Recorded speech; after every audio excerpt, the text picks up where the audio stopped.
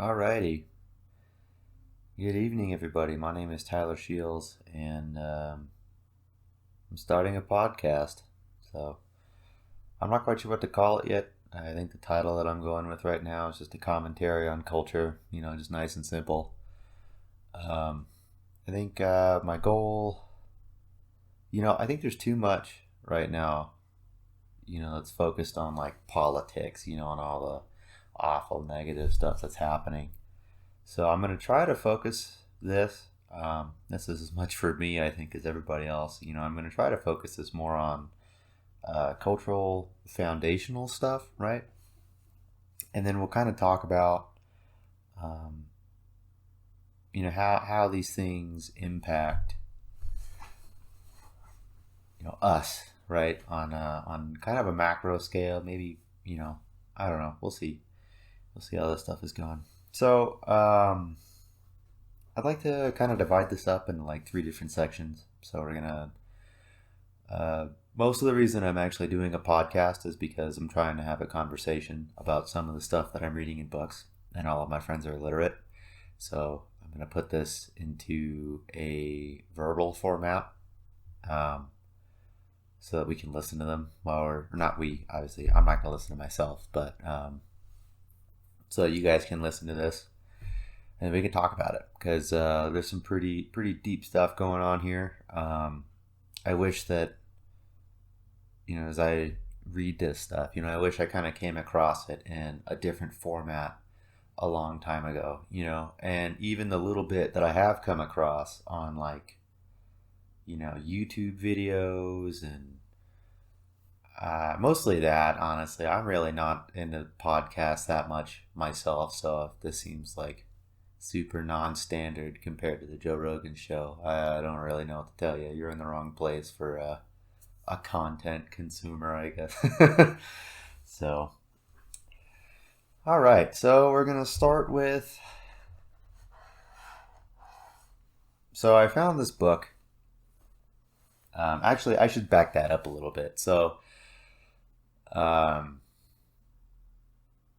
there was an admin for one of the groups that we all followed on Instagram a while ago that kind of turned me on to orthodoxy, right? Eastern Orthodoxy is kind of a not so much a religion, but more as just like a philosophy, kind of. So he sent me a video by an Orthodox priest, Father Josiah Trenum. He's in like Southern California or something. And, I mean, it's a little clunky. I mean, not quite as nuanced, I think, is some of the stuff that I've kind of come across. But he's got some rock solid stuff. So, I mean, if you're kind of looking for other stuff to listen to, he's got a great series. It's part of the Patristic Nectar series or some shit. I don't know. But anyways, so he talks a lot about, St. John of Chrysostom. And I don't know, I was really big into like Jordan Peterson for a while. And that, just kind of burned itself out after a bit, because that philosophy was only about skin deep. And I kind of reached out and found a lot more depth and a lot more usefulness, honestly, in a lot of the ancient Christianity, right? So, like, I think it almost fits the modern perspective a lot better than most contemporary Christian stuff, right? So like we've all been kind of exposed to the fairy tale Jesus kind of mentality, but this stuff is pretty cool. I mean, so it's I think how do I put this? The society has changed so much in the last like 70 years, so the versions of Christianity that were acceptable to our grandparents and parents and stuff is no longer like in play, right? Because the world has dramatically shifted. There's dramatically smaller. I guess there's just very few Christians compared to what there were, right? So I think that's kind of part of it. And then there's a lot of recurring themes of like the fall of the Roman Empire, and it doesn't really take a rocket scientist to notice that things aren't going so well, for Western civilization. Um, yeah, I mean, it's pretty wild just how this. So I guess I should keep going here. I don't know, I'm kind of talking into a circle, but so St. John of Chrysostym was born in Antioch, right, which is kind of a dead city. So after the Fifth Crusade, um, it was basically abandoned by the West. Very small garrison left, and eventually the Mongols came in and kind of battered down. So at one point in time, this was like the third most populous city in the Roman Empire, right? And so, when the Mongols came in from the east, they sacked it, right? It was sacked by all the Crusaders. It was a Crusader capital there for a while, kind of one of their little kingdoms. And after, I believe it was the Mamelukes or whatever, some band of Arabs or something. They're not Arabs, but Muslims. After they seized the city in like the 1300s, they basically just razed it to the ground. So it's like a dead city. It's not even around anymore. So anyways, so this guy was born here. He became a Christian priest, and he moved to Constantinople, right, modern day Istanbul, which was the epicenter of Christianity in the Eastern Roman Empire, right? And he puts out a lot of really good stuff, right? So he's probably one of the more famous. Well, I shouldn't even say famous. Like, he's not really as widely known today. Um, at the time, influential, right? Christian philosophers, uh, numerous works on like, self-discipline, kind of controlling your anger and, kind of projecting the right stuff, right? Wealth, really, really deep stuff on theology and the stuff that we're going to talk about, family. So he didn't really like publish stuff. So at the time, most of his work was oral. So its written form today was transcribed during when he was alive, and so as he would teach like homilies, right? So if you're not familiar with kind of Roman Catholic faith, I guess, right? There's a point in the religious ceremony where, so every Sunday, right, you have mass. It's like about an hour long, and it's supposed to be very symbolic. There's a lot of symbology, with where the priest does, the songs that you sing, and the readings, and the rituals and stuff like that. But there is a section of it called the homily where the priest gets up and basically kind of converts the reading into something digestible for the congregation, right? Which is something that the Protestants have really kind of taken and run with. Like if you go to a Protestant ceremony or non-denominational ceremony, it's basically all a homily. So, which, that's kind of its own thing. So Roman Catholic and Eastern Orthodox are obviously the same church until 1054 AD, right? With the Great Schism kind of split between the two. Where was I going with that? So, oh, right. So the book. So, so basically somebody transcribed this stuff, right? So it's homilies, which are way longer than any homilies that you would hear today. Homilies today are like 20 minutes, maybe, right? And I mean, this stuff goes on for like pages, but it's really, really good. So we're going to talk about a little bit of it, and then we're going to kind of compare it to stuff that we're kind of dealing with in the modern age, right? So one of his big themes is, and one of the so it's not just his theme, right? It's his themes become the foundation for the Christian church's approach to marriage and traditional family roles, right? So a lot of his work is kind of based around, setting up the family so that it's kind of a multi-generational kind of a thing, right? And a lot of the burden is on the man, and we kind of, everybody I think has kind of figured that out at this point, right? But it's just like really refreshing to have that, reinforcement, from well over 1,000 years ago, 1,600 years ago. This guy is writing about, first off, the marriage was supposed to be it's a loving relationship, this idea that marriage is, a chore or something that you're not supposed to enjoy is um, kind of new. I mean, and it's completely antithetical to the their philosophy on marriage, right? It talks a lot about intimacy, and how neither person should refrain from having, or how do I put this? Right. So neither party should refrain from, stopping intimacy, right? It should be just like a free flow of love back and forth between the husband and the wife, and then, so that's an important topic, which that could probably take up its own episode, but I really don't want to make the podcast about that because it's just weird.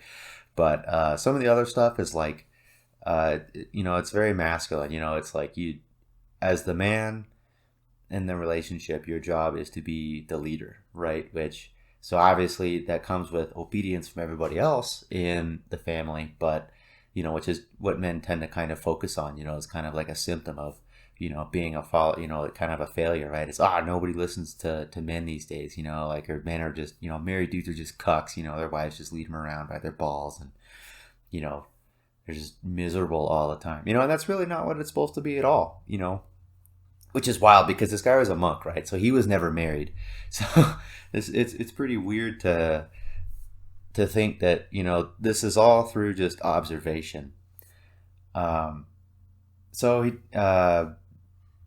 that's kind of a recurring theme though, is that, so same thing with dealing with like your kids, right? So it's not that you're a tyrant, right? You're leading by example, right? And then expecting that they're going to follow your example, and there is, perhaps a little bit of discipline that comes from that, but most of it is on you as the man in the family.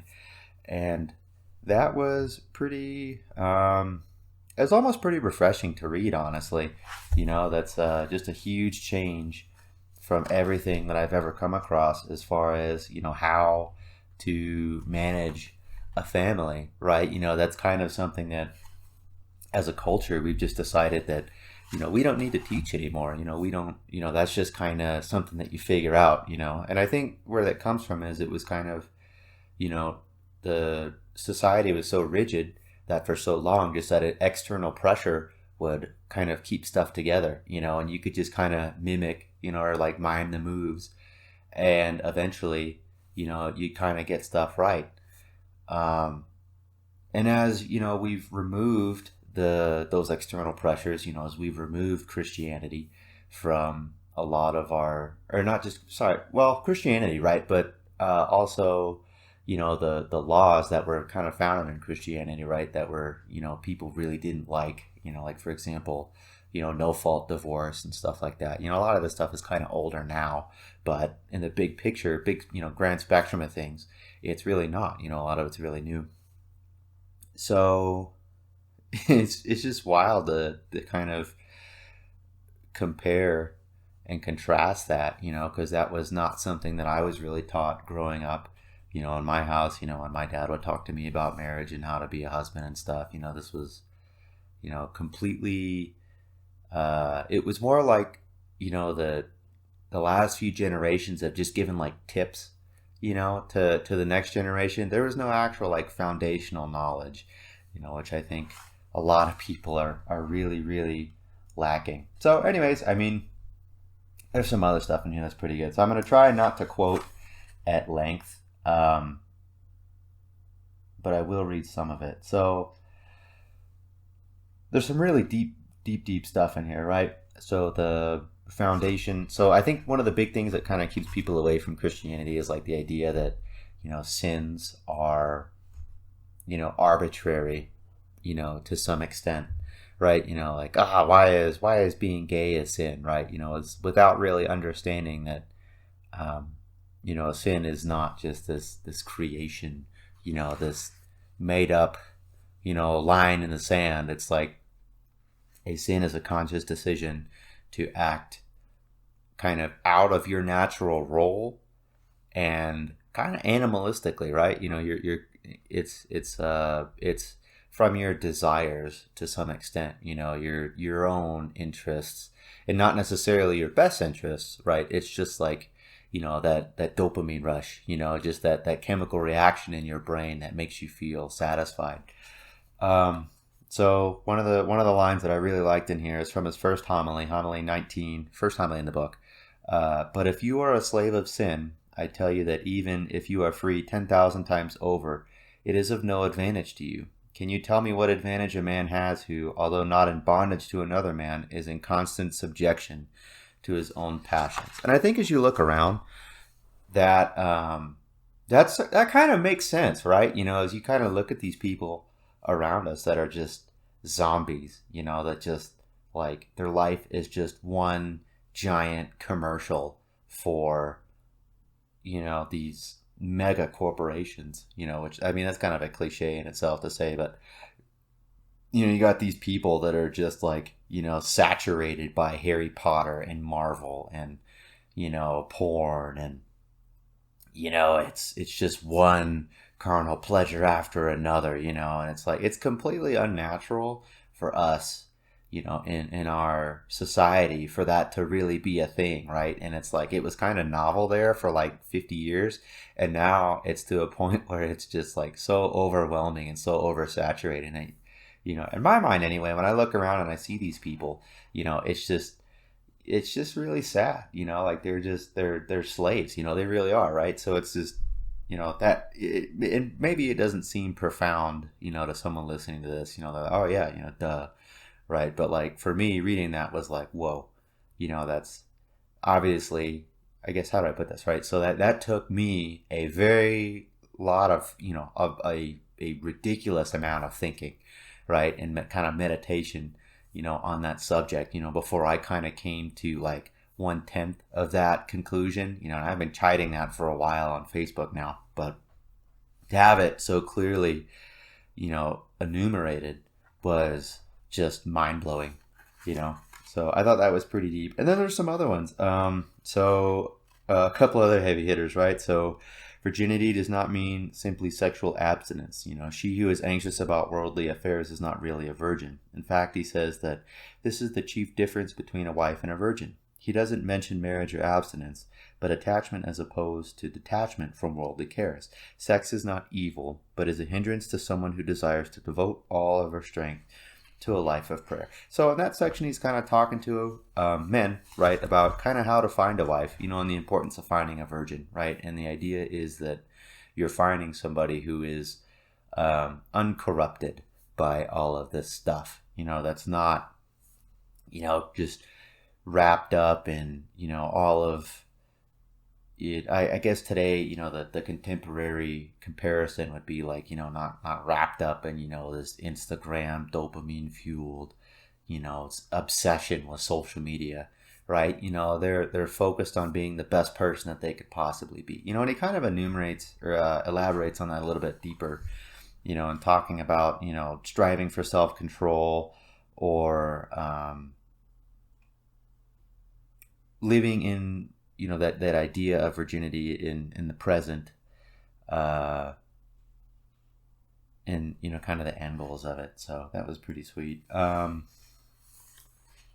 Let's see, there's a couple other ones in here that were like great. So I shared this one on Facebook the other day. So this one's the real.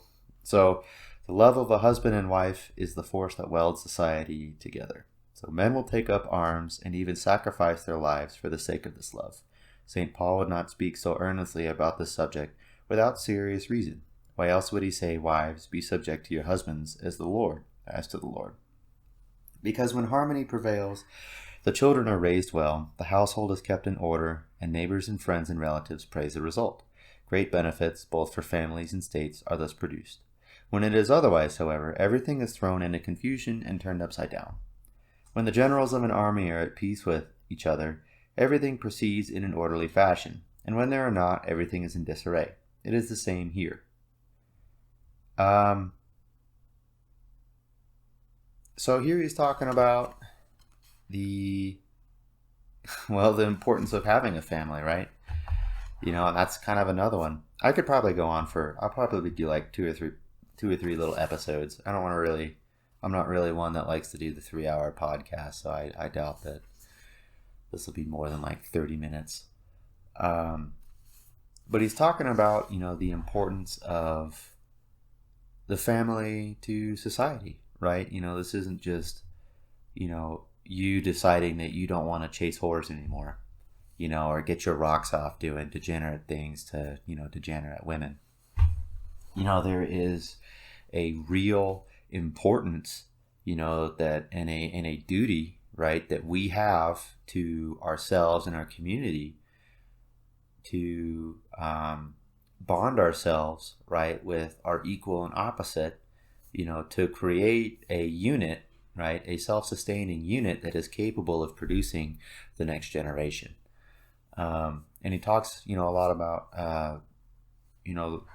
and so he compares it to, generals of an army are at peace with each other, and when they are not, everything is in disarray, right? And he's talking about the harmony within that household, right? Because it's not just that a man is with his wife. That's not, it's not just this, this dance that you do, right? To become, this propagating unit, right? Of societal stability. This, it really matters, and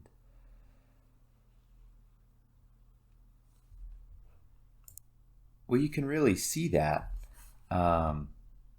in modern families, right?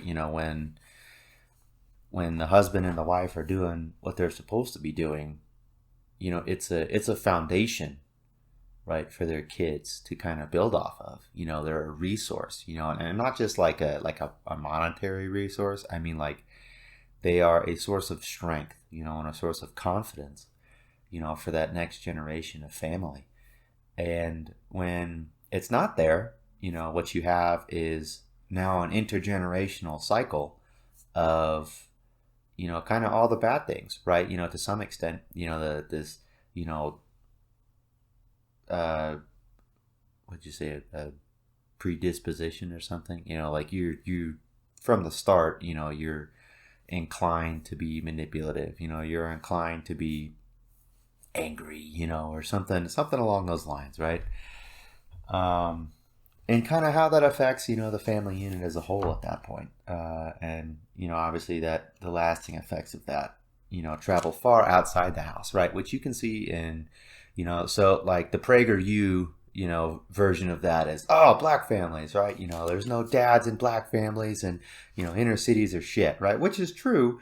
There's a lot of nuance to that, and it's not totally accurate, but as a rule of thumb, that probably is the best single example, the most visible example that you could use as a metric for that, right? When the family unit is functioning as it's supposed to, society and that culture functions as it's supposed to.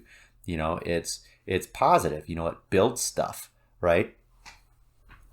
Which is huge. We've kind of, it's not even just that like we've lost that. We've literally not had that for many years. And our society is now kind of built on taking. It's literally just this one giant parasitical, behemoth, that just goes out of, it's not so much that it goes out of its way, right? But it survives on, breaking down what's already there, and you see that everywhere, right? So we're talking about the family, but the most ready example of this, like, is in business, right? So like, this is kind of a theme that I've experienced. I've taken a couple business classes, throughout my education, and I actually worked with a guy, or I did, worked with a dude who was his own small business owner there for a bit, kind of came up with his own, unique design to like, off-road stuff, and turned that into a livelihood for a bit, and he was talking about how, his struggles with that, and how, the big industries basically just prey upon you. They're incapable of building on their own, and that was, so this kind of ties into what I was taught, when I was doing business courses, is that like, you're not trying to change the market, right? Maybe for a little bit, maybe you get, you're one, you bend the pencil, 5 degrees or whatever, and make this, super pencil, right? And you bank on it, you get money from it, but ultimately someone else comes in, takes your design, and the little company that you've built up in order to sell the bent pencil, right, just gets sucked up in that void, and they suck the value out of it, until it's destroyed. And And kind of the same thing with, what this guy was doing. It was, he had a great idea. He brought it to market, figured out, through all of this labor, how to bring it, into the world.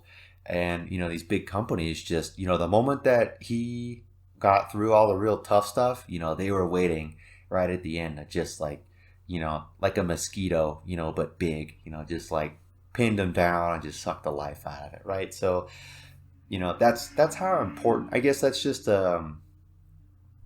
it's a window into how important this stuff is, right? And how far reaching it is, and exactly, it's a metric, right? Of where we are, as a culture, and as like a community, um, as far as, degeneration, it really puts, it exposes a lot of things, right? Because if that's true, what comes after that, right? Why is that true? What came before it? But what are the after effects of that, right? Because this is just a moment in time. This is right now, 2021, they're teaching business classes about how, because, our community life, has abandoned this foundational structure of growth, and stability, and has instead turned into this, panic, drowning man, reaching for anything, just to get that little, minuscule edge, that 0.5% advantage.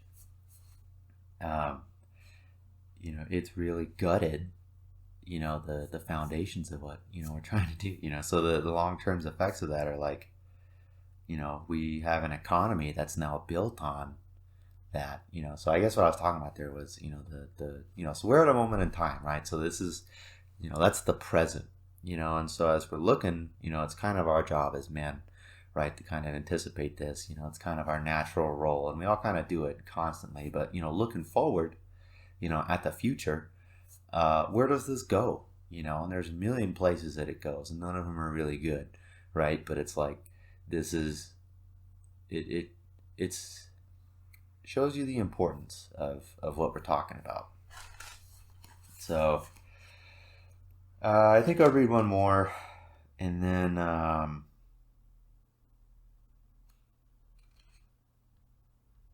yeah, I think we'll call it.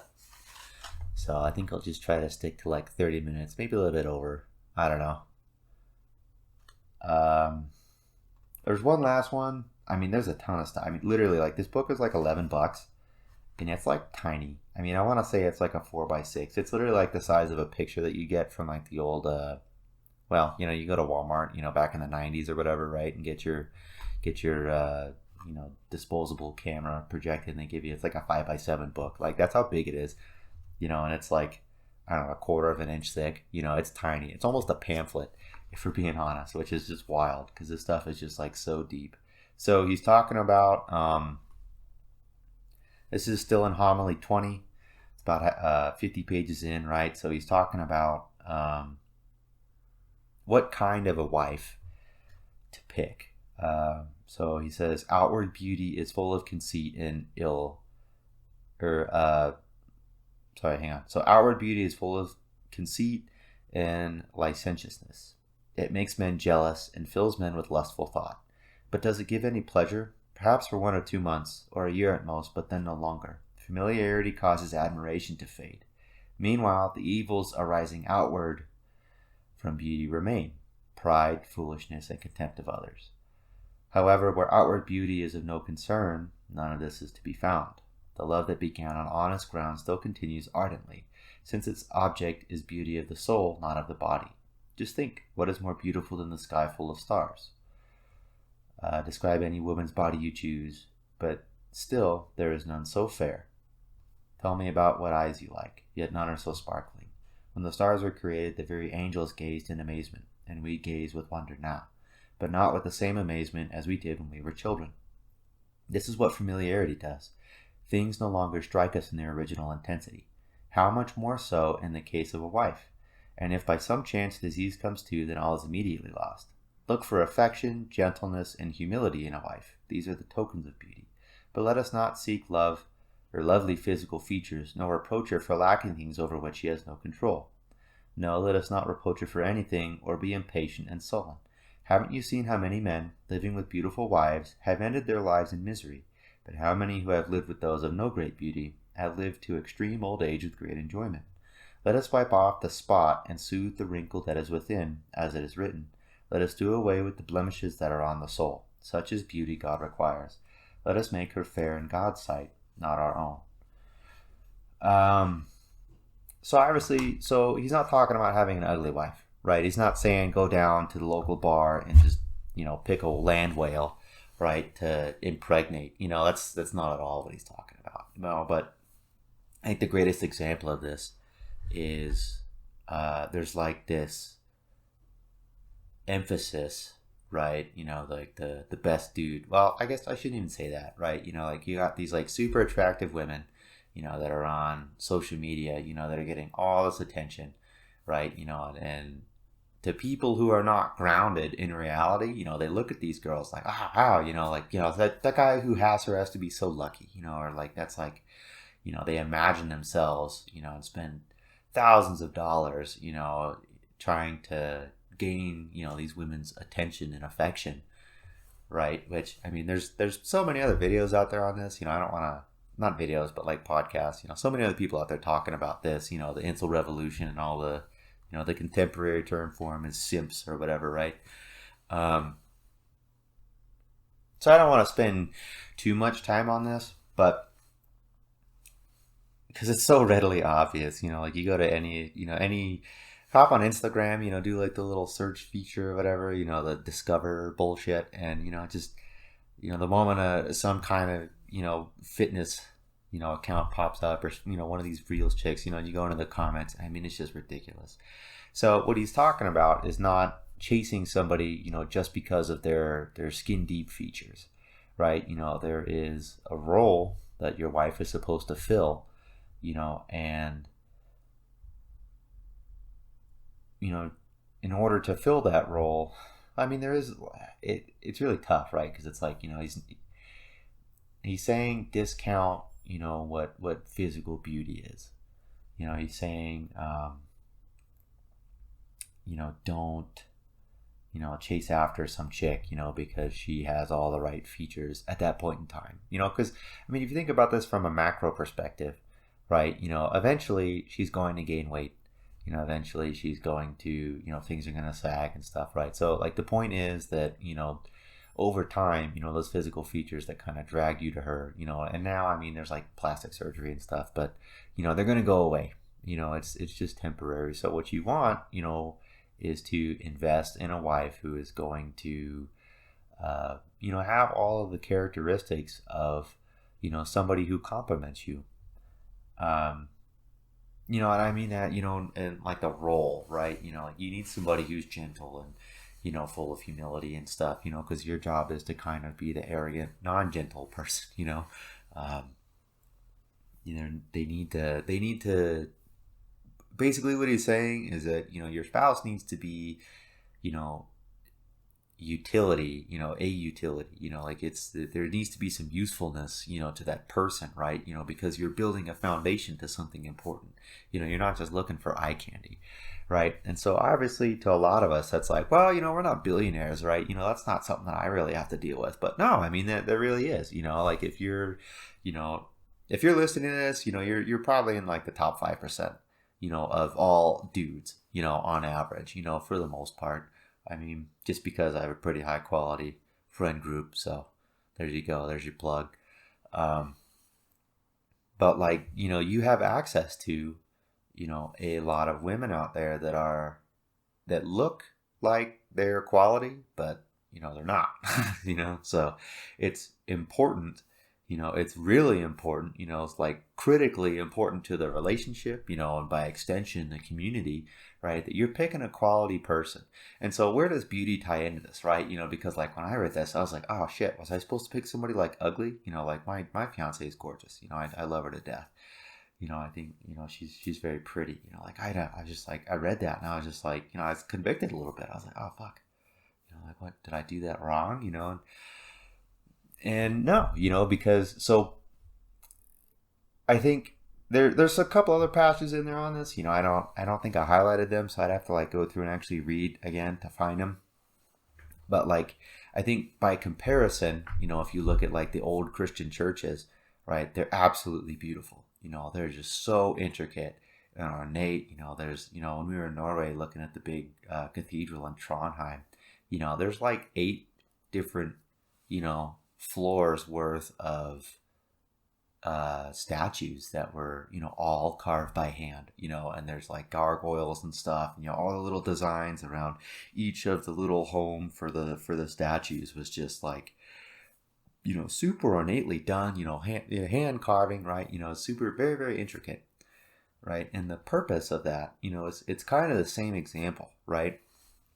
So the expression of beauty is not just aesthetic, right? It's not just surface level. The point behind, having a cathedral like that was there was a very deep beauty within that was being expressed physically, right? And it's kind of the same thing as you're looking at a woman, right? It's like, and I think this has kind of been lost, like you're, the outwardly expressions of beauty, right, are, fleeting, but, they're kind of part of the picture, right? And that's kind of the other half to this that, like, he doesn't really get into, but I think is also just as necessary. It's like, it's, if you're talking about like settling or, all right, well, I'm not, well, I'm kind of the weak Christian, right? I'm not going to go with anybody that's, super attractive because I want to be super humble, and you pick, somebody who's not attractive, right? And who has a very low self-esteem, low self-confidence, doesn't really have any skills, to bring to the table, and the end result is that you get just as much of a miserable life as the guy who, cashed in on this chick that, has nothing to offer, right? Because, that it's a double-edged sword in that regard, like there is, what he's talking about is a beauty that is expressed physically, right? But, isn't what you're looking for. You're not only looking for the aesthetic beauty. That's kind of the same thing. That's why I brought up the church example, is that it's not just the beauty of the church. There's many beautiful buildings in the world, right? But the beauty of the church is that, there's something profound within that's being expressed, right? And that's what he's talking about, is that you're finding a woman that has somebody, that is somebody that is, has a lot of stuff to profoundly express. Yeah, and this is another one, it's just like it hits right to the core of, the societal rot that, you look around and it's just, like you have young women, that are arguably, kind of in that boat of, not really what you want, right? Killing themselves because, they can't obtain this, insane physical beauty, and then on the other end you have these, fat is beautiful or whatever, that ridiculous movement, right? It's insane, a lot of this stuff, as we're looking around is insane, and it's like common sense wise, that really, it shouldn't be that profound, right? But, it's so neglected in our society that, look at where we're at, look, don't you wish, that somebody told you that, somebody of importance, right? So that's kind of the other thing, is that this guy is lecturing. And I think this is kind of missed out a lot, like when, you hear people talk about Christians and going to church and all this other stuff today, they're, you instantly, I do anyway, I'm sure many other people do as well, we just instantly default to this, you're going to listen to some dude with skinny jeans and a beanie talk about, the love of Christ or whatever, right? That's not what he's talking to. He's talking to people that are physically intimidating, that are physically powerful and that wield, a lot of force, right? This is to the top 5% of the culture, right? He's telling people that have options, don't waste it, don't waste this, don't waste yourself on somebody that has nothing to provide for you, just because you can attain this chick that's pretty right now, that's not a wife, right? And it's, I don't know, I keep going back to that point because that to me was just so profound. It was like, whoa, that's just a huge game changer, right? Like I kind of figured that out, many, many years of making lots of stupid mistakes, and it's like, well, someone told me that when I was young, someone that was like, talking to me in the way that, like, you are somebody with agency, you have the opportunity to go out and pick from this range of women, don't pick stupidly, and this is kind of what you're looking for, that would have totally changed the game, and like the value of, picking the right person and, waiting until, until you meet them, that was just huge. Um, I'm trying to think. I had like some really profound way to like tie that into like how that's affecting today. I think I kind of covered it a little bit, but there's probably a lot more to talk about. I'm getting kind of nervous though because we're at 40 minutes. I only wanted to do 30, but whatever. Um, I think it was important that he's talking about living a happy life, right? Not for the sake of happiness, obviously. There's a greater purpose there, but talking about how to pick somebody that adds to your life in that way, kind of the vain attributes of people who don't, and the really profound attributes of people who do. Um, and if you look at, I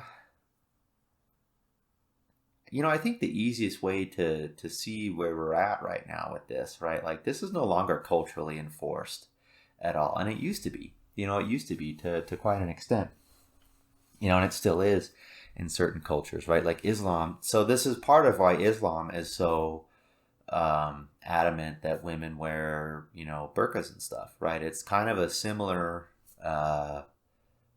a similar take on things, right? Not the same, not rooted in the same thing, but it's this idea that the value of a woman is more than her physical features, right? And that's kind of the beauty behind it. And this was kind of a thing for a while in Christianity too. Like the value of a woman was a lot more than her physical beauty. And that was kind of why it was so important that aristocracy or aristocratic families would find marriage partners who were also aristocratic, but kind of fit that vibe, right? There was a very laborious process there, and that's almost why the marriages were like ordained or kind of a parental thing. There really wasn't a whole. There is consent. When he talks about that a lot. Is that arranged marriages have never really been a Christian thing. They were like accepted, for a number of reasons, but there's a lot of wisdom to those words, right? And kind of how that ties into where we're at in society. So where I wanted to take that was more of like, looking around today, right?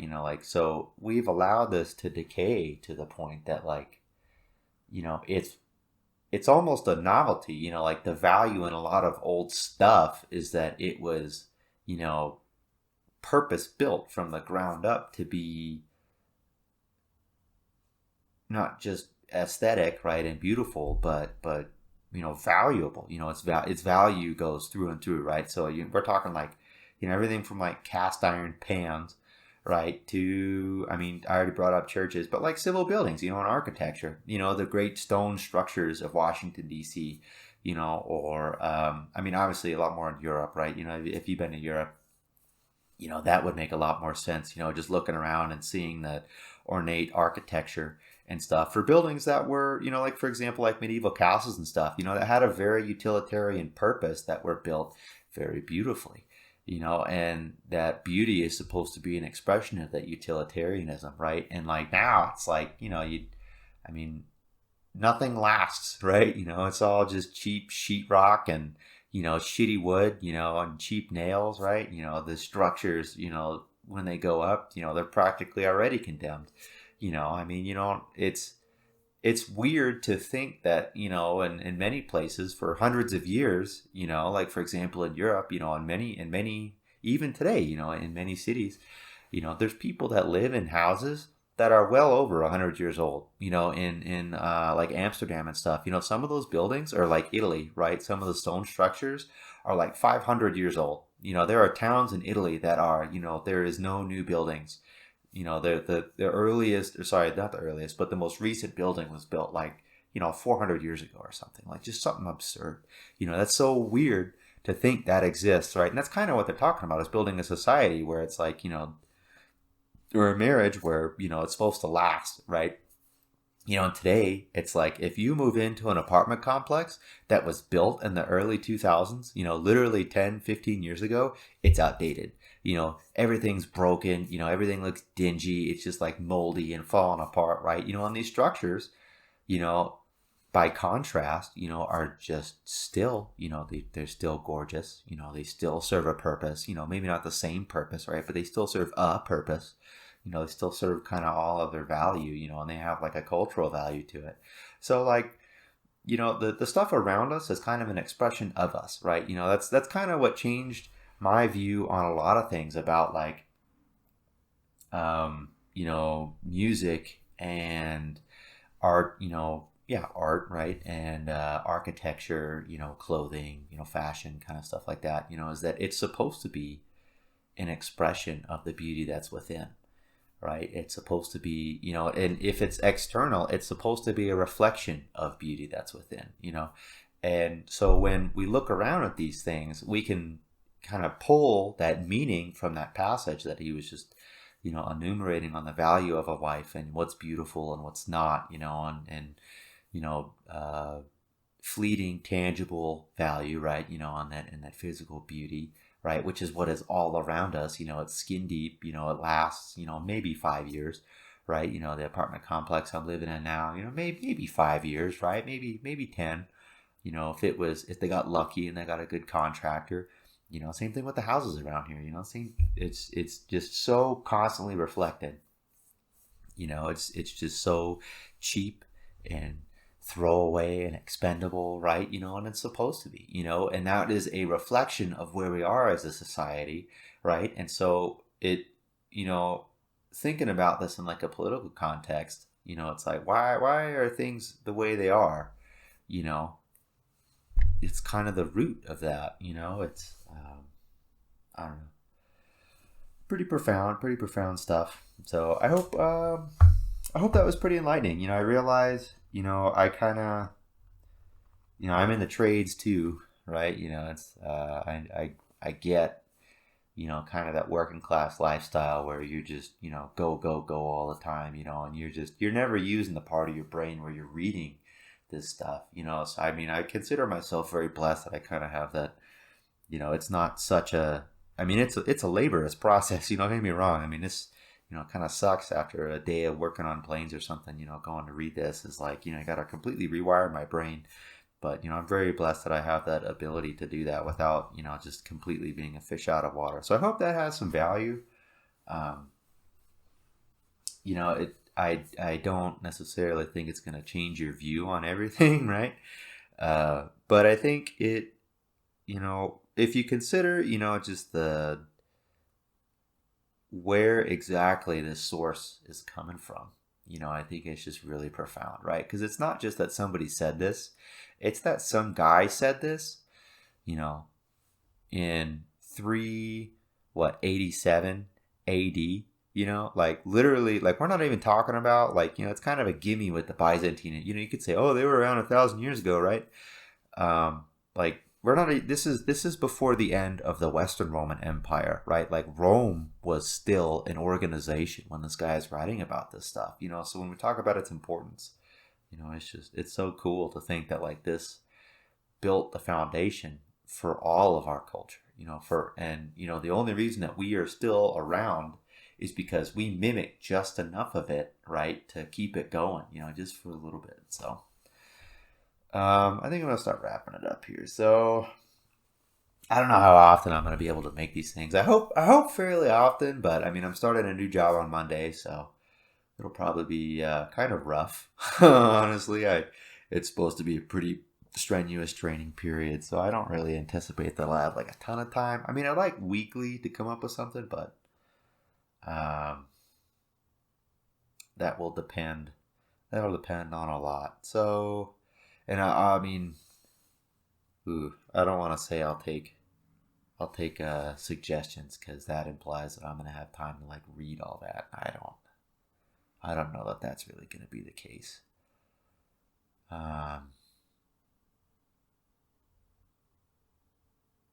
Yeah, probably not. Probably not going to take suggestions. So I guess might cover some more of this. I don't know. Or other books. There's so much stuff out there that's like, it's just so profound, but it's just like hidden in like books, right? Which is shitty because, you spend so much of your day now just go, right? Like, oh, well, I have time to listen to podcasts, but I don't have time to read books, and I also don't really have the ability to do that because, we've just destroyed that as a real resource in public education. Literacy rates are like dead. So I hope that let's kind of scratch that itch.